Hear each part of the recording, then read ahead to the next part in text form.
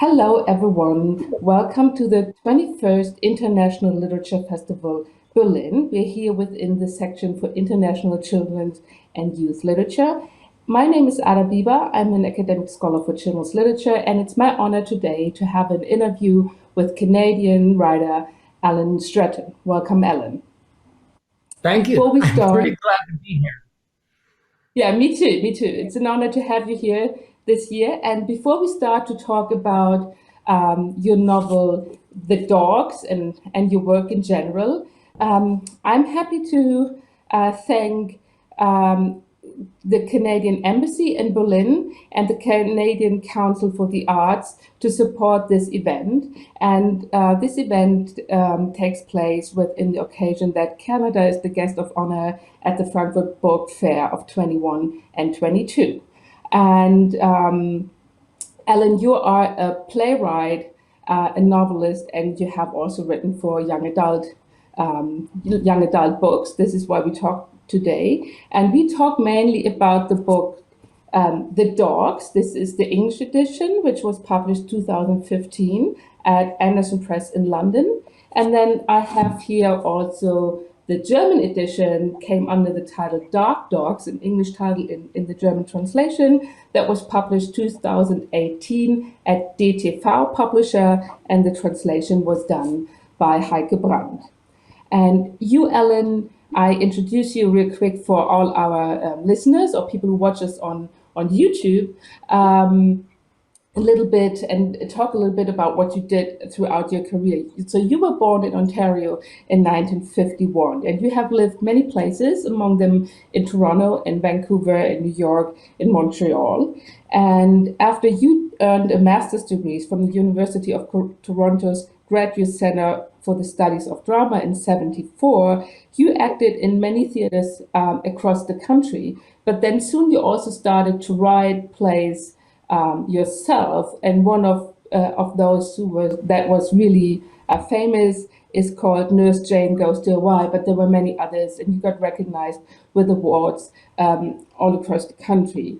In the 2000s, you turned to write also for young people. So in 2000, your young adult novel Leslie's Journal was published, and then 4 years later, your novel Generous Secrets came out, and you researched for that one in Botswana and in South Africa. And it's about a girl and issues of HIV and AIDS infection within society, right? And the book has been published in 40 countries and won many awards, including the Children's Africana Book Award, among others. And it was also put into a movie, a German South African production, actually, and I watched it. It's a really good movie as well.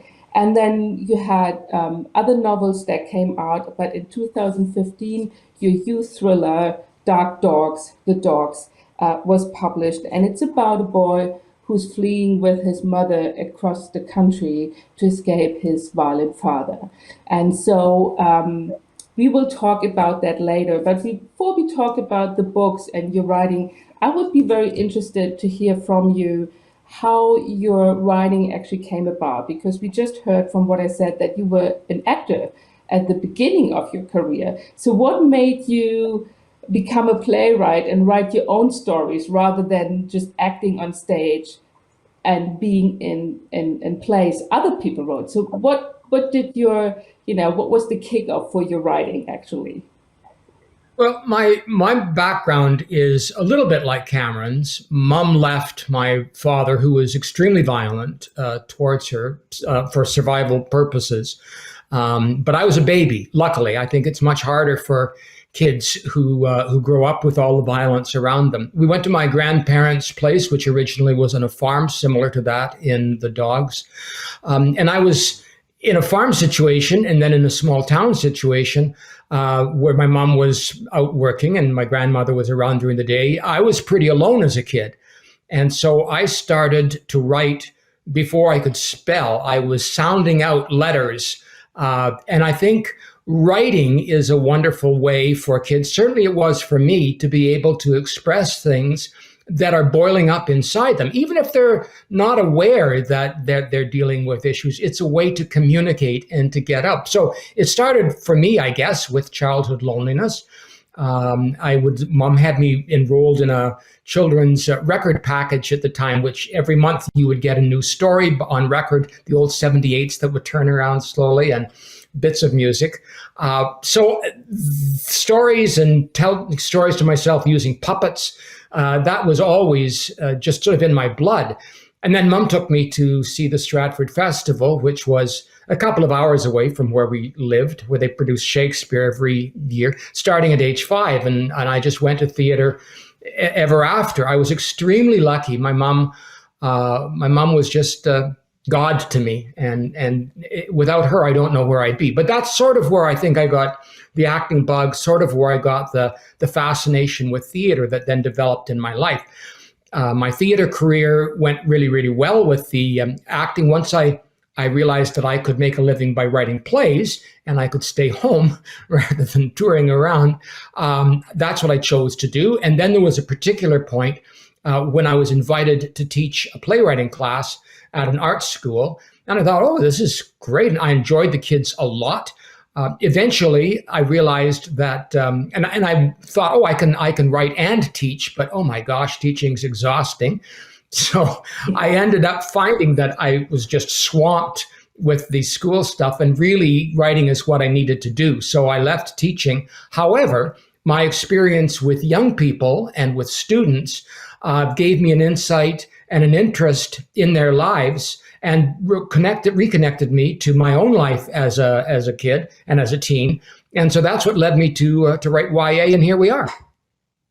Oh yeah, that would have been my second question. So thank you for already answering how you came to write for young people. And what I hear from what you're just saying is that you have been lonely and kind of having these as a kid often, and you played all this, then you get out on stage or with the teaching, you've been in contact with all the people, but then you really chose to be on your own as a writer, to write, maybe in silence, or I don't know, how much do you read to other people, or how much do you check with friends or family when it comes to your writing, or is it really kind of a lonely process still, the writing?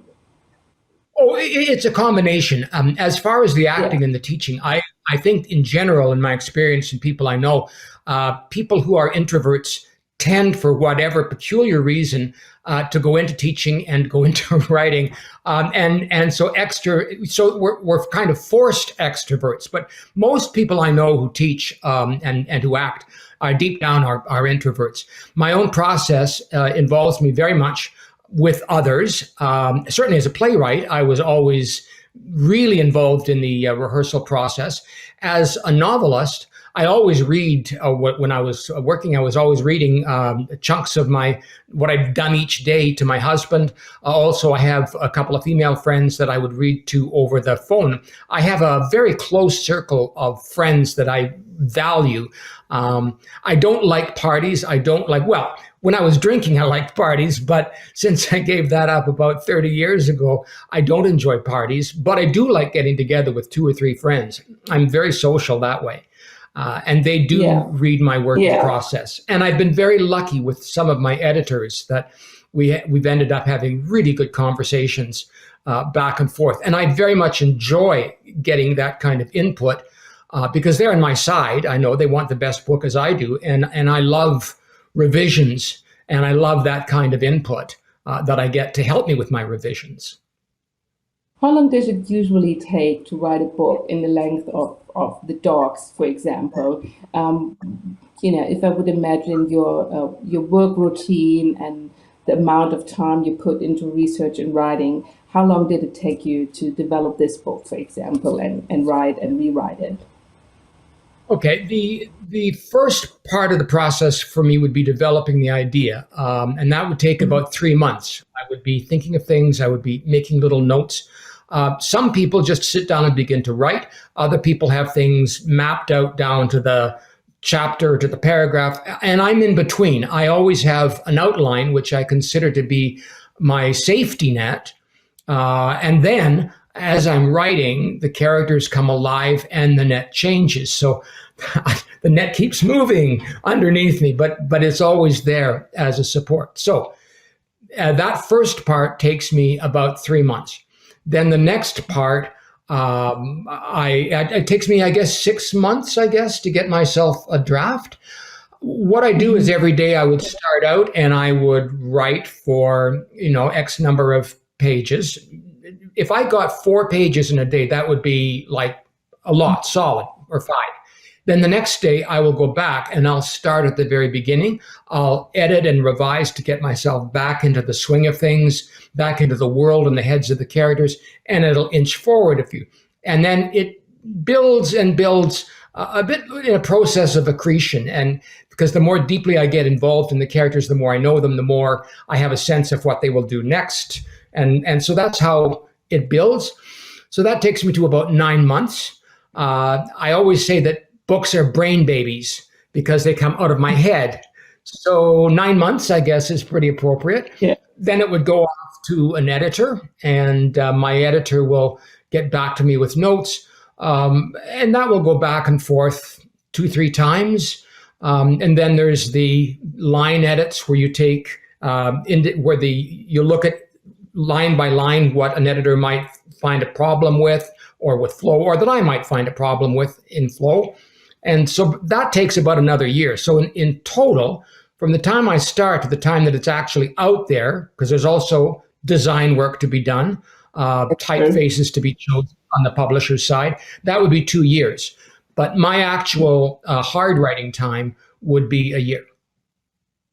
Yeah, so pretty long time actually to work through a story, but then it's not a short story. It's a big novel. What was the initial idea to write the dogs? We already heard you draw on some experience from your childhood, or rather the story of your mother's, and your family situation. But then you just said you were a baby, but Cameron is a teenager who lives with his mom. And what was the initial idea to write the book like it is here for you? Well, there had been a short story I wrote when I was in high school, early high school, called When Father Passed Away.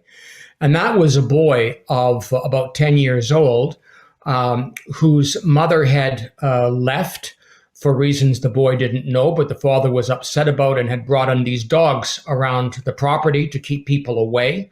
One day, the father passed away inside the farmhouse, and the boy was trapped there with his dead body, and these dogs, wild dogs that were designed to rip people apart if they came on the property, and what happened to him. It was about a 6-page short story.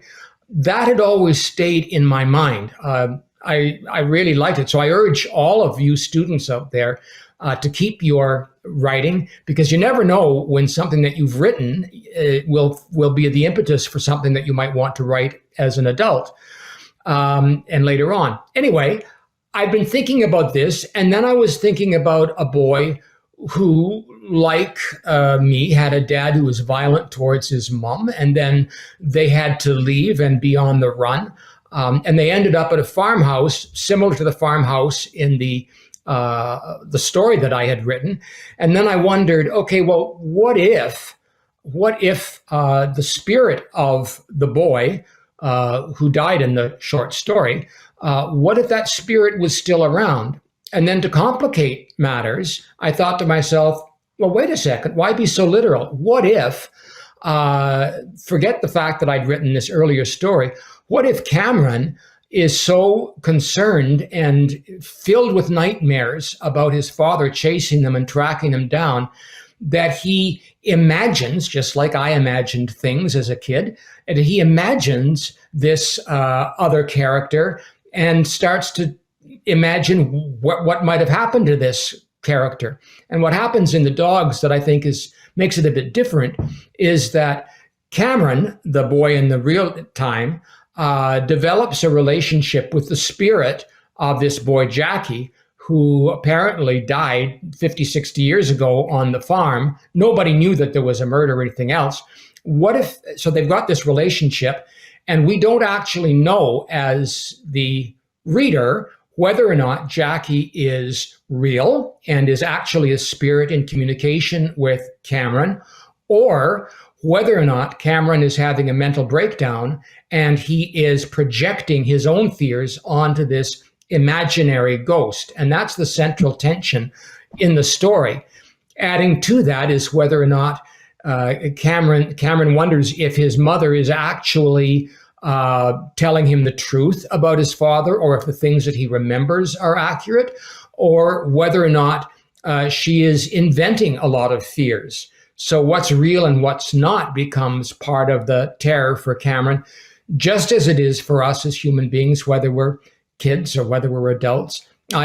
I have a feeling when I'm writing, I never say I'm going to write a young adult novel or an adult novel. I'm just writing about people and situations, because I think that what we go through as young adults carries through to the kind of things that concern us as adults, and that as adults, we're really just 10 years old or teenagers in disguise. Exactly. I agree. And then you just said relations are so important, right? And you told me before, yes, that the characters, that you start out with the characters when you write your novels and the relationships they're in. And you just said it, that we don't know throughout the novel if we get reliable information as a reader, even though we have a first person narrator. But then we want to trust his mom, we want to trust Cameron, but then it feels sometimes weird that Jacky is there. And I wondered myself when I was reading the novel, for example, how does he really see Jacky? Is he kind of blurry, or is he really sitting there? Is he small? I was simply thinking he's maybe a small kind of vision somewhere. So that's pretty interesting. But because of that, and because of the relation of Cameron and Jacky, we have kind of two main characters, and maybe they're kind of mirroring each other, yeah, in their traumas and in their thoughts. And we will, just about in a minute or so, we will hear more about Cameron and his mother and how the novel starts. So you will start reading to our readers, but then maybe, I would like to ask one more question about Cameron before we do that, because in another interview, you also said Cameron is actually the boy who does ask the right questions, or who is actually a good kid, so to speak. Although we have this part where we don't know if we can really trust him on what is in his head and what not. But then, on a certain level, that's true for many, we know the situation as teenagers and adults, that we sometimes have a gut feeling about something, we want to dig into some questions. And that's the same for Cameron. But because he is in this weird situation that he has to flee from his father together with his mother, and both are kind of under enormous pressure and tension, it feels like it may be wrong to trust him, but he actually is only the kid who asks questions about his life, right? And the place where he wants to build a network. Sure, that's very true. And I think it's also true that while our gut reactions are often correct, I know that I've been wrong many, many times, because all of us have assumptions, and our assumptions are based on what we've gone through in the past. And they may lead us astray. We love to think that we're objective, but we really aren't. Mm-hmm, that's true. So maybe, we just hear from you how the whole story starts out. And I think, if I'm not mistaken, you would read from the beginning of the novel, right? Yeah, a very short first chapter, just to give you a sense of Cameron. It's 10 p.m. Mom's at the living room window staring at the car across the street. She's been there for an hour. Our lights are out so no one can see her. I'm downstairs in the rec room playing Zombie Attack. No sound. I don't want Mom to know, although I'm pretty sure she guesses. The longer we're in the dark, the creepier it gets. Mom's imagining things. But what if she isn't? I focus on the zombies. More silence. It's probably nothing, I call up. Shh, keep it down. I'm in the basement, Mom. You think someone outside can hear me? Stop it, Cameron. Turn off that game and go to bed. Mom! Cameron! A zombie jumps out from behind a tree and rips my head off. Thanks, Mom. Way to help me concentrate. I turn off the game and head up to the living room. Mom's squeezing her phone. I'm calling the police. Why? I try to sound normal. They won't come for hours. By the time they do, whoever's there will be gone. It's not whoever, Cameron. It's him. I know it. She dials. Mom, it's a street. People park there. Not in neighborhoods where they don't belong. Not opposite the same house 3 nights in a row. And they don't stay in their car either. It's only a matter of time before he does something. Oh, hello, police? I can't breathe. I go upstairs and brush my teeth while Mom gives her name and address to someone who's apparently deaf. The more they try to calm her down, the angrier she gets. Go to bed. Everything's fine. Mom's room is at the front of the house. I sneak to her window and peek down at the car. It's out of the light in the shadow of the trees on the other side of the street. Is there really someone inside? Even if there is, so what? They could be waiting for a friend. All night. It's not against the law to sit in a car. That's not the point. Stop it. Don't be like her.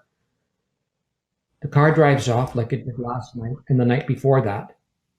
I go to my room and crawl under the covers. 2 hours later, the cops arrive. Mom's ballistic. I called hours ago. We could be dead. Sorry, ma'am, it's been a busy night.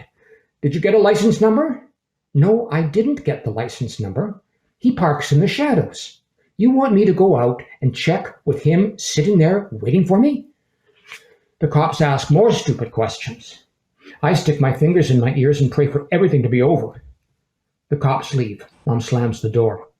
Next thing I know, she's sitting on my side of the bed holding my hand. Cameron, honey, we have to go. Get your things. Go? What, now? I don't know how long we've got. She gets up and heads to her room. He could be anywhere. Around the block, who knows, but he'll be back. You can count on it. And the police will be too late. Mom, there are things you don't understand, Cameron. Oh, yeah. I understand lots, Mom. I understand I'm scared for starters, but why? Because he tracked us down? Or because you're crazy? My clothes are already in a suitcase under my bed. Mom made me pack 2 days ago just in case. There's room in the car for our bags, some coats, a box of dishes, some sheets and towels, and the little TV. My grandparents will store the rest of our stuff in their basement. There isn't much, since the places we rent come furnished. I wish we could go to Grandma and Grandpa's. Mom says we can't. She says that's the first place he'd look. Him, the guy in the car. Dad. Mom backs the car onto the street. I look at the house. After a year, I was getting used to the place. This city, too. I'd actually started making friends at school. So much for that. We drive away slowly with the headlights off.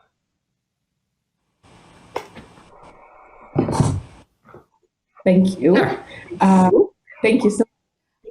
I think when I just listened to you and the beginning of the story again, after I read it a few weeks ago, I was thinking, we get so much information just in the beginning when it comes to the relationship, of Cameron's with his mom, but also with his dad.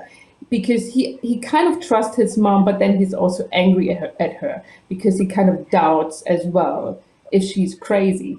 And then he's kind of, he want to stay, he want to have friends, he want to have roots somewhere, he want to have an identity. And later we learn in the book that he never has a real Facebook profile and other social media stuff because he's always afraid, but then he doesn't really know if his dad is really out there and if it's just in the head of his mom. And that's the relation they also have through the book. So it's very hard on Cameron. And also, what I was finding so interesting when I was reading the book, I know it's a thriller and we talk about plays and the farmhouse in a little bit, but then what really gave me chills was the whole situation of family violence, because we learned that from Cameron as well as from Jacky, that the fathers are really violent. And we have these memories of Cameron, that he was hanging over the balcony and that his father was hiding in the woods and he was thinking he was left alone. So that was really the thriller part to me, so to speak, because you feel you feel with the characters how difficult it is to grow up with these traumas, and Cameron doesn't even know what he really remembers. So for me, the question is a little bit, or maybe you can explore a little bit on the situation between Cameron and his mom and the effect all the childhood trauma has on him, because we don't hear much about that he really is in violent situations, but then his mind and all his childhood and teenager life is all under the influence of what his dad did, right? So what is really the violent part in Cameron's life coming out of this situation with the family? Sure. First, a little side note. I should add that there's a character who acts later in the novel as a father figure for Cameron, someone who was loving, and I dedicated the book to my stepdad because my dad had turned mom off men for about 20 years, but when I was in university, about 20, my mom married and was happily married to my stepdad for 35 years, and he was wonderful. He was really, really a dad. And I should also add that my own father was extremely troubled. He was never violent to me. He was towards women. And he was a very complex person who, in turn, had been psychologically abused by my grandfather. So, I mean, there's a lot of complexity going on. Yeah. Back to your question about the violence, I think one of the things for kids, for me, and I think for a number of teens who may be listening to this or younger, we always assume that what's going on in our own homes is normal. We know that our friends are having different situations. Sometimes we think that they must be going through the same thing. That happens sometimes. Other times, we are afraid of family shame. We don't want to bring shame on our families. And I think oftentimes we want to cover for the people that we love, because people aren't just always awfully horrible. I mean, that's why Cameron's mom stayed for a while. That's why my mom stayed for a while, because people can flip. There's when people are disturbed, as Cameron's dad is, or my father, they can be absolutely charming for many other times, and you want to hold on to those times. You don't want to believe that other things are going on. And in fact, there are other parts of them. And so, and I think you can feel guilty about feeling bad about a parent or feeling bad about somebody in your life who might be abusing you. Certainly, I know that there are lots of teenage girls and adult women who go back to boyfriends who abuse them or who are put them down in public because they think he's so loving, or they think, but then he turns around and does these really nice things. So I think there's all of that mix of emotions going on. And if you're Cameron, you can also think that just as you may be projecting, because Cameron isn't sure that Jacky actually exists either at some points in the novel, you can also be wondering if your mom is projecting, like, okay, so maybe mom went through really bad things, but then are the people that are outside our home shortly after we arrive, or months or a year after we've landed at a new place, are they really dad who's tracked us down, or is her imagination getting the better of her? Because we know that our imagination gets the better of us. And that's partly what's going on in Cameron's mind when he thinks about his mom too. So there's all of that going on. Yeah, and I'm glad you're mentioning the complexity, because also Cameron is saying, I remember he was kind of holding me over the balcony, but maybe he was just playing that airplane or something, because he doesn't know how to judge his own memories and what happens to him when he was younger. And you just said many young people may have violent situations at home, or psychological abuse, or situations where they feel it's not quite right but don't know what to make of it. And just in these times, I mean, there are statistics that during the pandemic, abuse against children rose like at a high level. It kind of doubled up or something all around the world. So this is it's a topic that is happening everywhere and elsewhere. And this is why I also asked a little bit that before you was reading, that Cameron is actually a good kid, because in the end he asked the right questions. in the end, he knows that there's something he has to find out, investigate. And there's something when he talks to Jacky, who's maybe, if not a twin character, but someone he can relate to in terms of his of the situation with the father and violence, that he also asked Jacky, do you really think he was loving you? Didn't you think that was weird? But Jacky is more naive because he's younger, right? Yeah. In terms of, and I think all of that is absolutely true. Yeah. I mean, I must say, I talk to myself all the time. I don't visualize, but I always do talk to myself. And I think partly when we talk to ourselves, we're trying to work out problems. We're trying to work out issues. And there is a difference in the ages of the two boys, as you mentioned, or the teen and the young boy, Jacky. You mentioned one thing about the airplane, and the one thing that because that's of course Michael Jackson was holding his baby over the railing. Exactly, I was thinking that. Mm-hmm. Sure, yeah.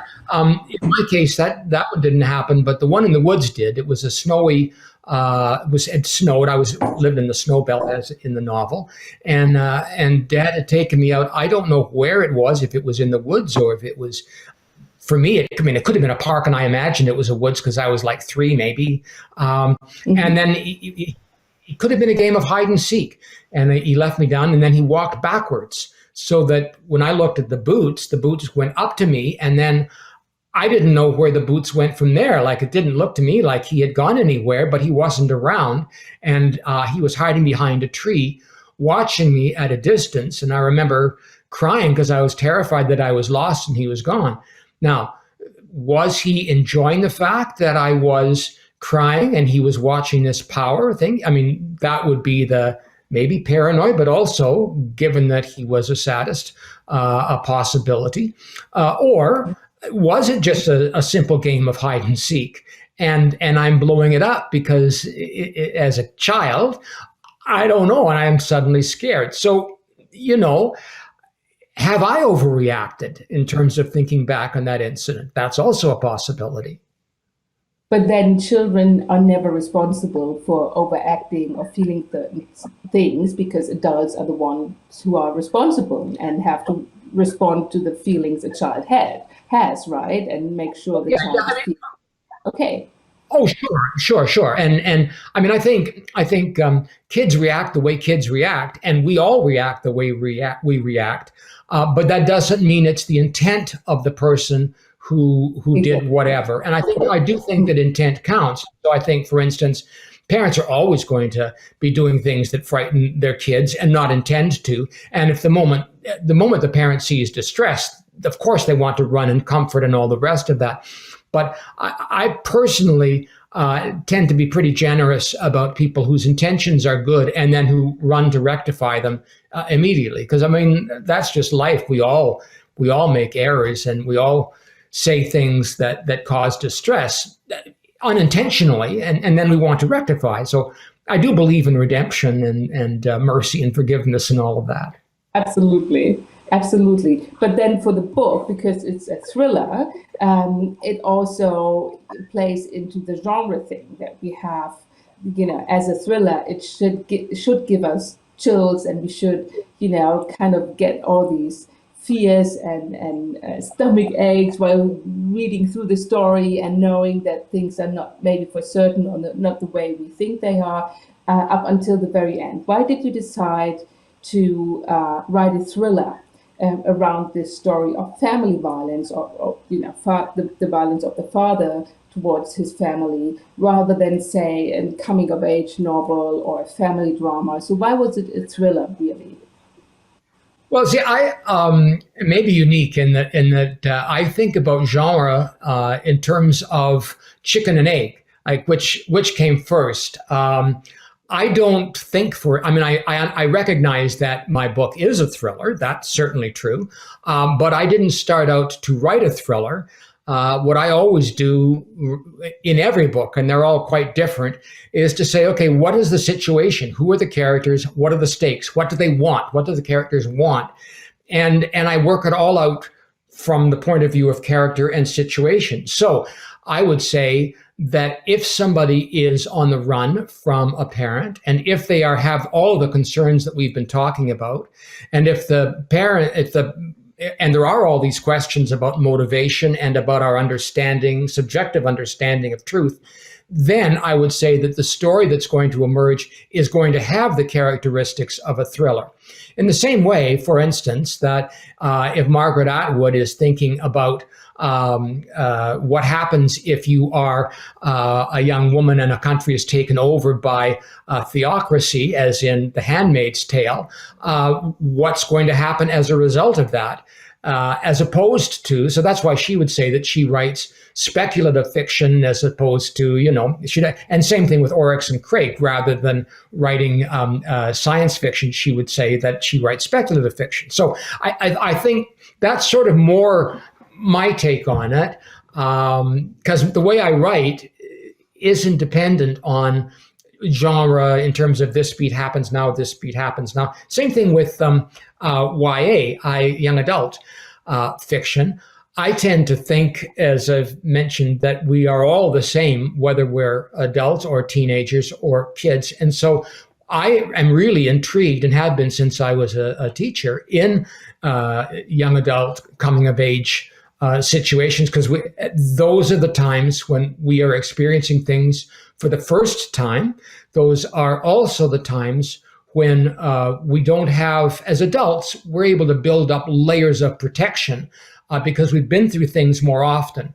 And when we were younger and are younger, we don't have those layers of protection, so that we don't know what to do when our world falls apart and our parents divorce, or somebody breaks up with us, or we're hurt by somebody and betrayed by our best friend.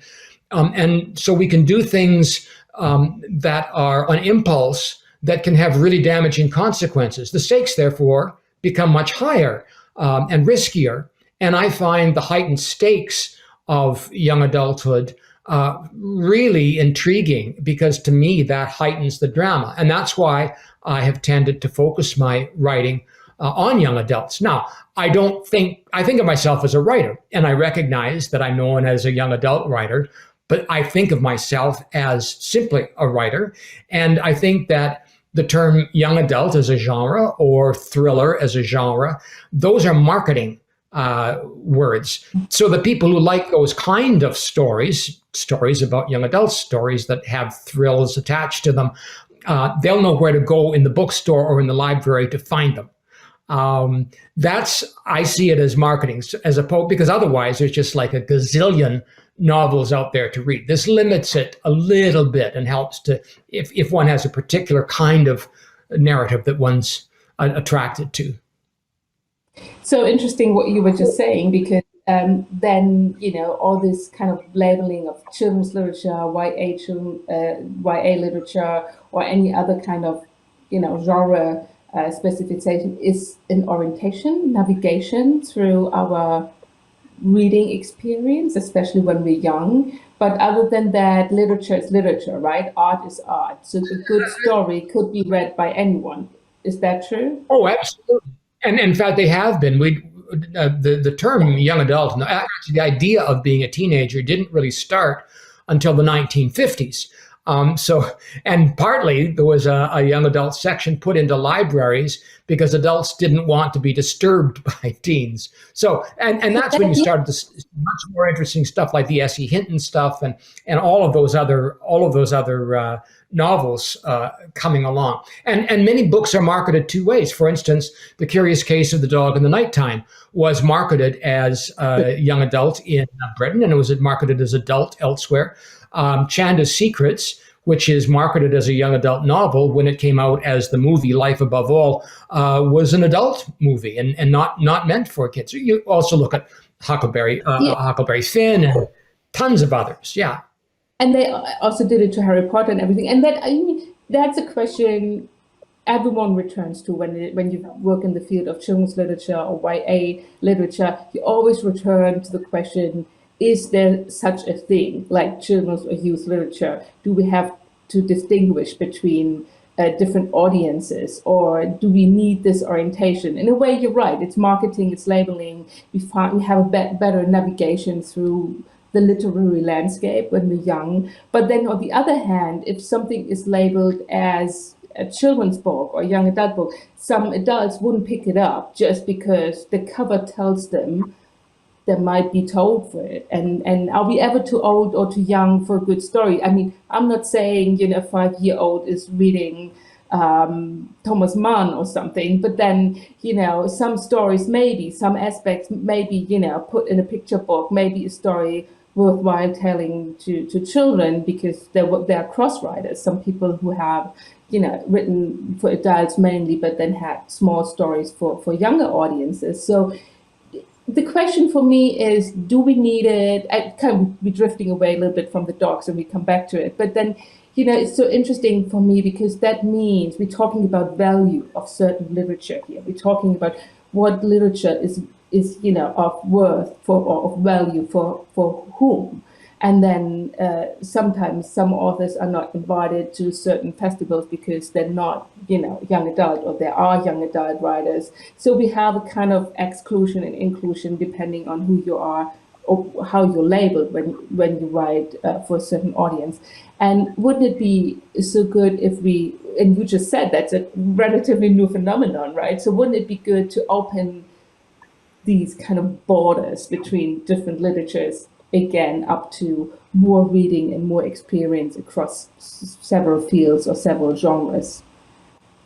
Sure, I think that's true. I mean, as for instance, there are a lot of our listeners today, teenagers, who are busy reading Dickens or are busy reading the great German authors right now. So sure, people are reading all over the place. I think people also like to read about people who are somewhat like them. One of the values of literature is that we can read about people who are going through problems that are similar to our own. And we can imagine ourselves into their lives.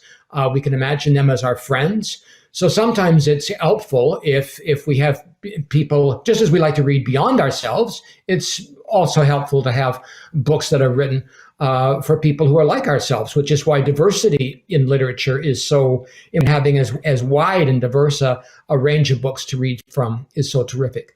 I would say that certainly I'm not naive enough to believe that I mean, I do understand why that there are some books that would not appeal to anyone other than, say, younger kids or teenagers or kids who are in the picture book range. I think that there are different levels of reading. So, for instance, there's some of the really great stories like the C.S. Lewis Narnia adventures. Those are accessible to people at any age. And in terms of young adult literature, over a third of the readership is an adult readership. Love You Forever is a picture book by Robert Munch that has, I don't know what the title is in German, but it's sold all over the world. It's one of the biggest sellers of all time. It's a picture book, Similarly, I think you have the difference in say, mystery novels between someone like a P.D. James, who is certainly a literary novelist who writes in a genre that often people dismiss. But then you also have like airport reads that people just toss aside, that are written very sloppily. So I think it's a very complex topic, not simple. And I think that you were right to use the word label, because I think we tend to label things. And then depending on where we are, we assign value or subtract value based on our understanding of those labels. So I think it's much richer than we often believe. Yeah, and I'm glad you mentioned diversity in both senses, diversity across, people with different backgrounds and also writers with different backgrounds that are published, but then also diversity in terms of reading cultures and genres. We need all of the books and all of the stories made in books or films or whatever out there and get ourselves immersed and get ideas of what life can be. And I just returned real quickly to the book because you were also saying, we have to identify with the characters and the stories. And here in the book, although we have the thriller and all these family violence in the background, in the end, it turns out really good. first his mom, Cameron's mom, is meeting someone. No spoilers, no spoilers, no spoilers. Okay, I'm not talking more about this, but maybe we can talk about the fact that we have well, maybe I skip it because I may spoil things, and then it's not too interesting for the readers anymore to read it. So you find out, everyone who's watching find out how it comes about in the end for Cameron and his family. Kind of some terms in it, but maybe we can talk about another aspect. And you mentioned that before when we talked about violence. We said maybe we even see other people who may experience stuff at home. And he's one character who was friends with Jacky when they were kids. And he said, maybe I should have said something. How important is it that we talk about stuff we see or put that in stories when it comes to, being responsible in society? Could we maybe have a little chat about that? Because there is this neighbor character who knows a bit about what was going on. We're getting into, yeah. But I in general, I think, yes, that's one of the things that's really valuable about literature. We were talking about how we see ourselves in others, and secrets is a big theme in this book. It's a big theme in Chanda's Secrets. It's a big theme in a lot of my novels because I grew up with secrets. One secret was that I was gay, which my family didn't know about until I was raised in the 50s and 60s, when that was seriously not cool, and you could lose your family, you could lose your job, blah, blah, blah. So I grew up living in secrets. Also, there's secrets to do with families, whether that's alcoholism, whether that's abuse in families, and how do you deal with secrets? So yes, when you read a book like The Dogs and you are confronted with secrets, and how do you handle them?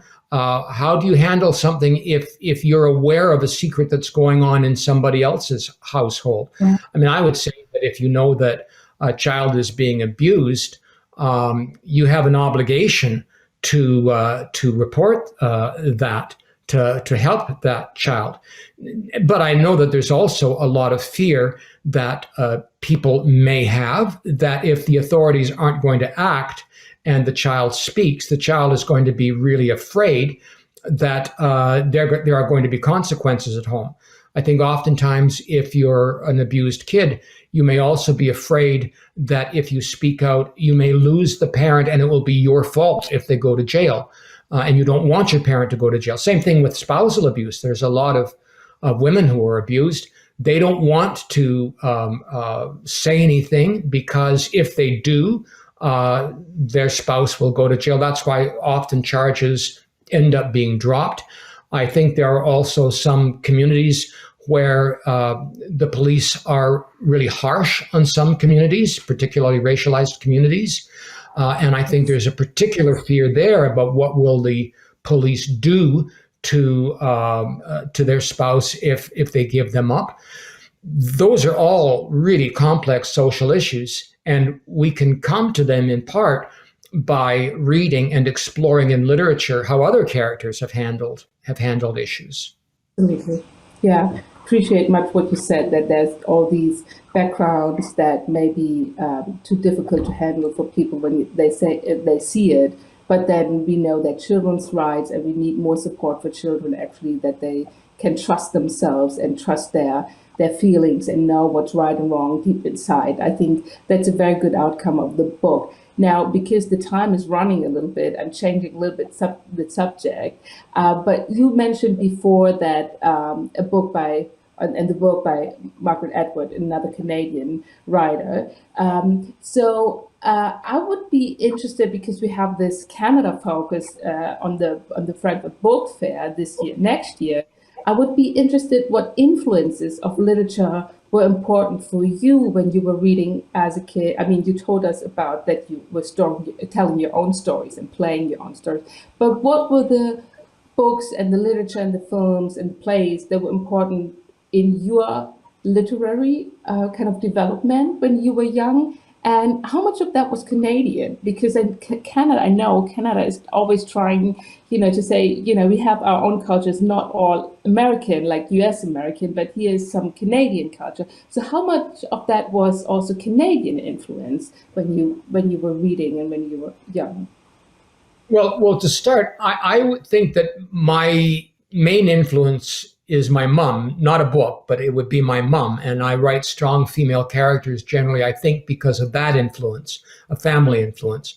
I don't really have any literary influences or anybody that I am trying to write like, although certainly there are writers with whom I feel deep connection. There was a Canadian playwright called James Rainey, who was enormously helpful to me when I was starting out. I was in grade 9 and was cast in one of his plays, and he would read my work and would comment on it. I don't write anything like Rainey, but Rainey was extraordinarily helpful to me in that way. I think that the situation with Canadian literature is very, very different today than it was when I was growing up, and has been for about 20 years. There are all kinds of authors that are read around the world. Michael Ondaatje is another one who's won the Booker. Yes. There are many, many authors. Alice Munro won the Nobel Prize. So, I don't think that kind of concern about Canadian literature exists now the way that it did when I was growing up. Growing up, there were writers that were hugely popular in Canada, but that we didn't have the infrastructure, the marketing infrastructure, to go out and sell those books abroad. So, for instance, a writer like Farley Mowat was hugely important, and I read Farley Mowat. Somebody that did go all around the world, of course, is Lucy Maud Montgomery. The Anne of Green Gables books, they were huge, and that was back in the early part of the 1900s. And just there were Sure. Morley Callahan was a writer who was around in Paris at the time of F. Scott Fitzgerald and Ernest Hemingway. He wrote, was based in Canada. Mordecai Rickler, whose novel Barney's Version was the one that really got him out internationally, was over in England and was writing. I think Noah Rickler works out of England right now, his son. So, I mean, there's people like that who are Mavis Gallant, a Canadian who worked out of Paris. So yeah, part of the issue with us early on, as with any small country, is how do you, and we, especially when you are a colony of a great power like Britain, and when you're the neighbor to a great power like the United States, is how do you get your voice heard? So that requires some investment. And I think that people don't actually understand that, totally aside from literary merit, there is the business side of literature, which involves book festivals, for an example, like we're involved in here. It involves author agents, and that requires agencies that take an interest in a particular culture's books, or agents from that culture who are able to access book festivals like Frankfurt and so on. All kinds of stuff that most of our audience, the teens in our audience, aren't going to be terribly interested in, except for those maybe who are interested in business. But there's all of that infrastructure that goes on as well. And then so academic work done on it, and translation. So anyway, I read everything. I was reading Charles Dickens. I was reading Watership Down. I was reading what's the one where the plane crashes with all of the kids on it? Spies. Another huge book. Yeah. Golden. Yeah, and that was before we had YA. That's called YA today, but clearly that's another book that you can read at any age. So I was reading everything. A book that I loved growing up was Allan. Oh, this is going to kill me now. It was set back in the time of the Elizabethan theater. Q for Treason by Geoffrey Treece. And Q for Treason, I don't know if it was translated. It was enormously popular. But back in those days, as you know, girls couldn't and women couldn't be on stage, and so boys played the women's roles. And this supposes a boy actor who's in his early teens, who's in Shakespeare's Globe Company, and all of a sudden he gets competition from another boy actor who turns out to be a girl in disguise. They become friends. There ends up being a lot of swashbuckling and a plot against Queen Elizabeth, blah, blah, blah. He's a British author, and it was huge, that book, in the 1940s and 50s. So I really loved that because of its connection to Shakespeare and theater and all the rest of that. Course. That would be my, and that was in college. And then we always remember the books from our childhood and teenage years, right? The early reading is the reading that stays with us. Always, yeah. That's so cool. You also did, well, now we talked a little bit and a lot about the dogs that, the influences you had in your life and how that came into the book, the dogs. But then in other books, you did a different sort of research. For Chandra's Secrets, for example, you were in Botswana and South Africa doing proper research into life there and the problems, again, family secrets, but the meaning of HIV infection and AIDS in families in that society. How different was it, for example, doing research like that and taking on a subject that was maybe not as close to your own experience, but, being a girl in South Africa living through problems? Well, it was very close, actually, in many respects. That it's also a book about secrets, but I mentioned that I'm gay. I lived in New York during the 1980s when the AIDS pandemic was ravaging my community. A lot of the things that Chanda goes through, losing her friends, losing people who were as close to her as family, tending people who were dying at a time when people were being thrown out of their homes, when they were losing their jobs, when they were being mocked and lied at, when people were beating them up and murdering them. I mean, this was happening around me when I was in the 1980s living in New York. And the fear and the shame and the guilt, especially when you were in the closet, just as people are in the closet with that disease, or were in the closet with that disease when it was everywhere. In South Africa and sub-Saharan Africa, the difference was that rather than the disease affecting one part of society and one community within a society, it was affecting the entire society. But the individual relationships and Chanda's fear that she might be infected, which I certainly had. I woke up sometimes and was terrified that I was having night sweats, which is a symptom. And in fact, it turned out that, I'd just been having too much coffee at night and it was a really hot apartment. But the kind of terror and paranoia that one went through, all of that is very much from my life. The kind of the herbal doctor stuff, all of that was going on in North America. So most of my research when I was over there was getting the visuals right, was getting the particular scenes. And every scene in Chanda's Secrets is a place that I was at.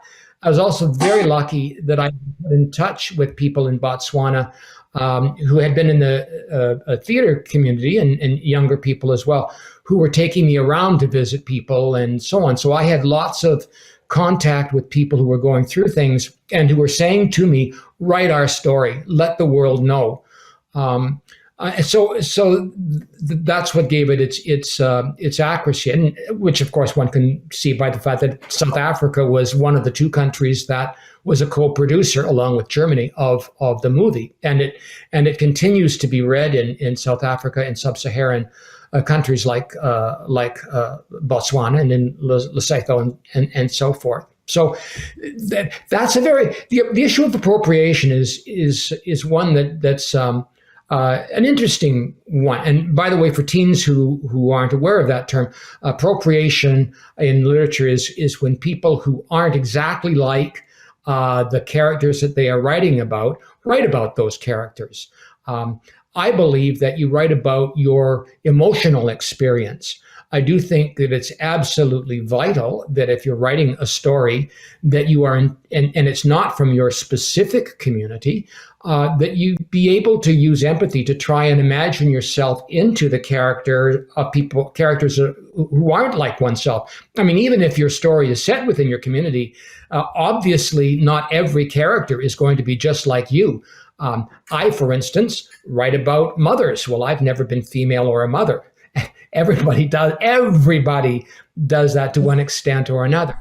The important thing is to always use empathy, and the important thing is always to make sure that people, you have readers who are different from yourself and who are like the characters.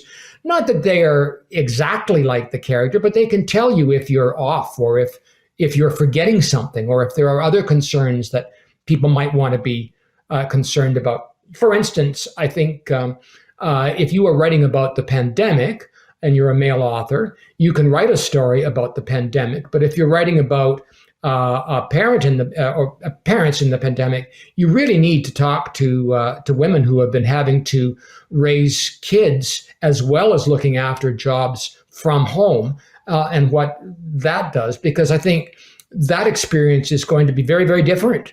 I think if you're writing about family violence, you have to consider that the experience of a woman in a relationship in terms of physical power differences is going to be enormous. For instance, if a woman hits a man, not to be blunt about it, but that's why when there's violence, both men and women to each other, but men are more physically stronger, and therefore women can experience a great deal more fear of physical confrontation than men would, even though none of us wants physical confrontation in our lives. That's kind of a roundabout appropriation, but it is the idea to be invested and think the person choose. Yes, and I had a little bit interruption here of the connection, but I think I understood most of what you were saying. And you were saying you gave all these examples, which are important to hear because they're all these individual perspectives and different perspectives of different communities or experiences that have to be taken into account when we look at a story. But then you also said it's not as different as we might imagine to what you just said, to have experience being gay in New York in the 80s, but then also have enough empathy and understanding to go into a South African society and tell a story from that perspective. So, and that's so important because I think I'll give you a very specific example. A very specific example was during the AIDS pandemic in Sub-Sahara. There were people like Larry Kramer who were saying, this disease hits our community hard. We have to acknowledge that. We have to say, yes, we don't want to be demonized by people saying this is the gay plague, but our community is suffering. We have to own this, and we have to work towards making our situation safe. Now, you had other people in the gay community who were saying, no, straights are already beating us up. If we say that this is a disease that affects us, this will give them one more club to beat us with. Now, fast forward to 20 years, and I am in South Africa. You have people like Nelson Mandela, who was saying, this is a disease that is hitting Africa hard, and we have to acknowledge that the AIDS pandemic is hitting Africa hard and our nations hard. Meanwhile, you had President Mbeki, who at that time had taken over from Mandela, and he was saying, no, we cannot say that this is a disease about Africa. The West already has reasons to beat us up and to discriminate us against us. This will be one more club they will use to get at us. It was virtually the exact same thing being said 20 years apart in worlds and cultures that were radically different. Because yes, we are all different. Yes, but under the skin, we all feel the same emotions and we all respond in similar ways, even though our cultural differences are huge. And it shows also not only cultural differences, but the politics behind it. Who is marginalized in society or world society?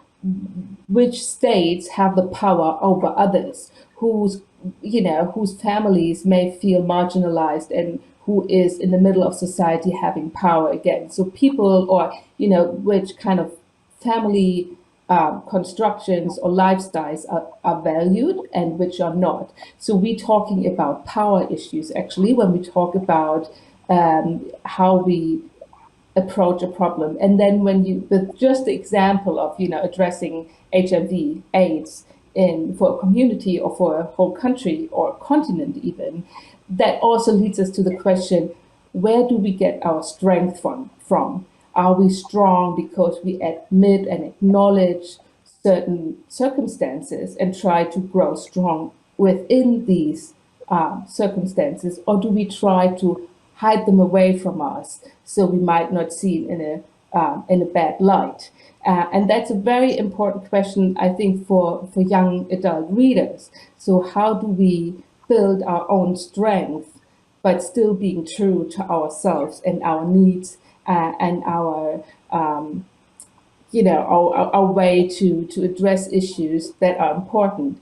And you also, when I asked you about what was so different about writing a story that's taking place in Africa, you said, well, I could actually draw on so many experiences I had myself in North America. Then it also shows us that we are one world, we are a globalized world, and diversity doesn't mean we're all the same, but it means we experience same things, which have different issues in our communities, and we grow in our own kind of communities with the problems, but also with the opportunities we have, right? And that is, literature is helping us to get into it, right? And just for a moment, I'd like to just take this back to our people who maybe, I hope people are still watching, our teen audience who is out there. All of you who are teenagers, I think, know, for instance, that when you walk into a store, people who are store owners are going to watch teenagers more closely because they're going to be thinking in terms of teenagers shoplifting, even if that's not right. Or if teens are wearing hoodies, or they're wearing ball caps, or they're dressed in a particular way, or have tattoos or piercings, they're going to be looked at more closely, even if they have never stolen a thing. That's unfair. That's not right. And I think as a teen, if you're writing a story, you can take that experience and you can write it, but it can also give you a further awareness of unfairness and how people are judged in society. Even though they are innocent of things, they may be assumed to be guilty of certain things. So I think all of that is kind of true. In terms of what you were saying about how do we deal with secrets, teens have tons of secrets. All of you at home know this. You've got secrets about your family. I think the important thing is to be honest about your situation. You don't have to be talking to everybody, but certainly a counselor, a guidance counselor, you don't have to keep things all to yourself. We all have a trusted friend. It's important not to keep things bottled up. The other thing that one can do is write. As a first thing, you can start by writing out your problems, just as I did when I was a kid. That's also a very helpful thing that can help you sort through issues that seem too enormous. One of the things that I think teens go through an awful lot, and I think our audience may know this, is it's the sort of thing that adults go through all the time, and that is you're made to feel responsible for things over which you've got no control. There's a time when adults tell you as teens, why don't you grow up, blah, blah, blah. But you're not given the power to actually do the things that you're being asked about, and adults in your life aren't seeing the kind of pressures that you're under. For instance, it's very easy for an adult to say, if somebody's picking on you, just don't pay any attention. Sticks and stones may break your bones, but words will never hurt you, people say in English. I don't know what the German expression is, but we know as teenagers and we know as adults that if people are picking on us and we don't do something, that they're going to pick on us more. And so the question is, what do we do that won't just get us into even more trouble? We're really caught. And a lot of the advice that we're given isn't actually very practical advice. So, and that's the same thing that adults go through when sometimes people tell you that you're responsible for certain things, but you don't have the tools or the power to actually do those things. So that's why I think we're all connected.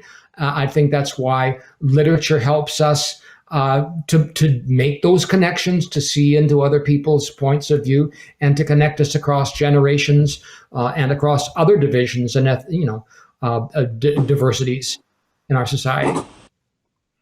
Absolutely. Thank you. It's almost at the end, and I think that's actually a very good what you just said. Very good to wrap up this session. But maybe one last question: what are the new projects of yours, or is there a book you really want to write next? So what is the stuff you're working on at the moment? Well, I'll tell you, I decided about 4 years ago to retire from writing fiction. And the reason I made that decision is that I'm now 70.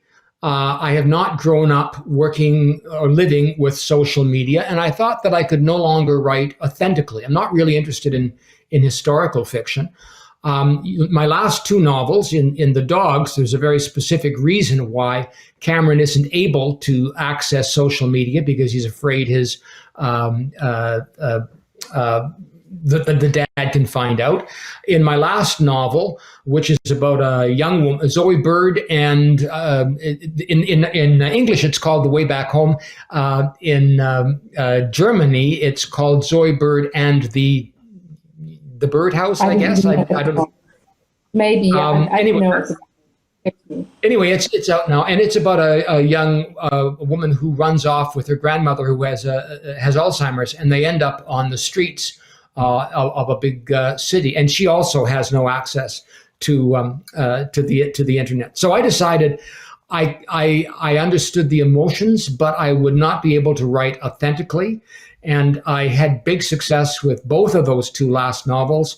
And I wanted to go out on a high and not go out as one of those writers who keeps writing the same book, or who keeps writing when it's just not up to their best. So I left. And what I'm doing right now is working on journalism. So I'm retired in my 70s. And if there are social issues that affect me or that I believe very strongly in, I will write articles for magazines.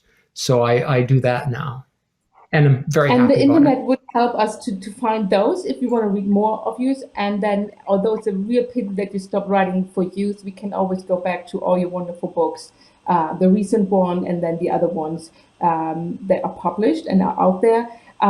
We have been talking about. Well, my website has, by the way. Sorry, I don't mean to interrupt, but no, you go ahead. And my website, you'll be able to look, and you'll be able to see all of the foreign titles, and most of them have been published in German. Certainly all of the young adults. The middle grade ones not, but all of the young adult novels are in German. Hanser has done them, DTV. Yes, DTV, Hansa Verlag. So everyone who's interested to find more of Allan Stratton's work, we find that in German translation or in English, because I assume maybe you have also some people listening who speak English or read in English. For now, I really want to thank you, Allan. It was wonderful talking to you. Thank you for being at the festival and taking time for the interview. Well, thank you. You're a wonderful interviewer. I enjoyed this conversation. I love Germany. Deutsche Taschenbuch Verlag had me over for 4 tours, and I've been to Berlin multiple times, and Munich, and Hamburg, and Dresden, and also Bremen, and Leipzig. You just have the most wonderful country. I just enjoy it. I find people so friendly in all different parts that I've been to. Frankfurt, I've also been to. It's a great place, and I'm so thrilled to be able to be at this festival with you.